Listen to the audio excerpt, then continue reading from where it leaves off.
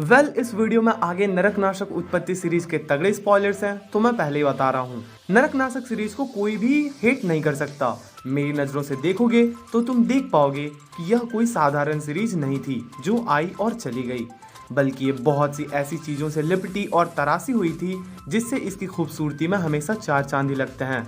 देखो, तुम comic book fan और नागराज हेटर दोनों एक साथ नहीं हो सकते। अगर तुम ऐसा होने का दावा करते हो तो तुम पाखंडी हो। खैर, कॉमिक्स और नागराज के प्रति तुम्हारे प्रेम को मैंने ज़्यादा ही क्वेश्चन कर लिया, तो परिचय करते हैं। मैं हूं अंकित और आप देख रहे हैं ऑ क्रिएटिव कल्ट। देखिए, प्रोफेसर नागमणि को एक शिशु मिला था जिसकी अथाह शक्तियों का अंदाजा उसने तभी लगा लिया था। बहुत कम ही वक्त में उसे पता चल गया था कि वो जिस शिशु को अपना सब्जेक्ट और बेटा दोनों मानता है वो एक दैवीय शक्ति है, और एक मंझे हुए अपराधी, वैज्ञानिक और बिजनेसमैन होने के नाते उसे बखूबी पता था कि वो क्या करने जा रहा है, इसके अंजाम क्या होंगे और उसे किन हालातों के लिए तैयार रहना है।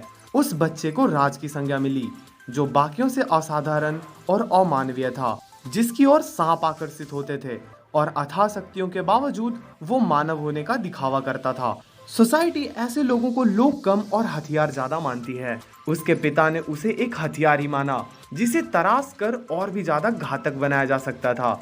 उसे संसार के बेहतरीन गुरुओं ने शिक्षा दी और इस तरह राज बना नरकनाशक। एक नरक को नाश करते वक्त वो नियति के प्रेम में पड़ गया और ये सुखद एहसास राज के अस्तित्व को और भी ज्यादा प्रभावी और गहरा बनाता है।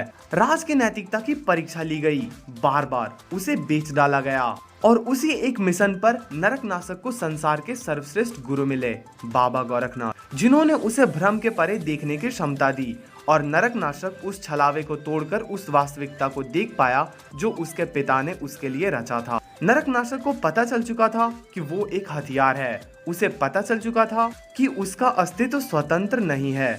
ब्रह्मांड में उसकी भूमिका उसके पिता के कारण है। सीधे शब्दों में, ये जीवन उसका नहीं है जो वो अब तक जी रहा है। उसके भीतर उसके पिता के लिए अपार घृणा भर जाती है। उसे बुराई से घृणा हो रही होती है। सिर्फ नैतिकता ही एकमात्र कारण था जिसके कारण वो पिता की इज्जत कर रहा था। महानगर के युद्ध में जब ज्वार भाटे मौत का तांडव मचा रहे थे, नरकनाशक दो जंग लड़ रहा था। एक जो हम देख पा रहे थे और एक जो उसके भीतर चल रहा था। वो ना तो समाज था, ना प्रोफेसर नागमणि। वो नियति थी जिसने नागराज को जन्म दिया, उसे उसकी वेदना से स्वतंत्र किया। नियति ने ही नागराज को अस्तित्व दिया, संसार में पुनः विश्वास करने की शक्ति दी।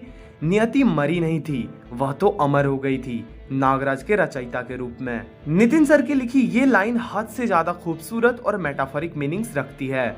उस दिन के बाद नागराज ने अपने अस्तित्व को अपनाया, जो एक स्वतंत्र अस्तित्व था, और समाज के लांछन और वेदना से बचने के लिए उसने जो नकली चेहरा अपनाया था उसे उतार फेंका। रिमेंबर व्हाट नियति सेड, मेरा राज अब नागराज कहलाएगा और उसे इस नकाब के पीछे छुपने की जरूरत नहीं है।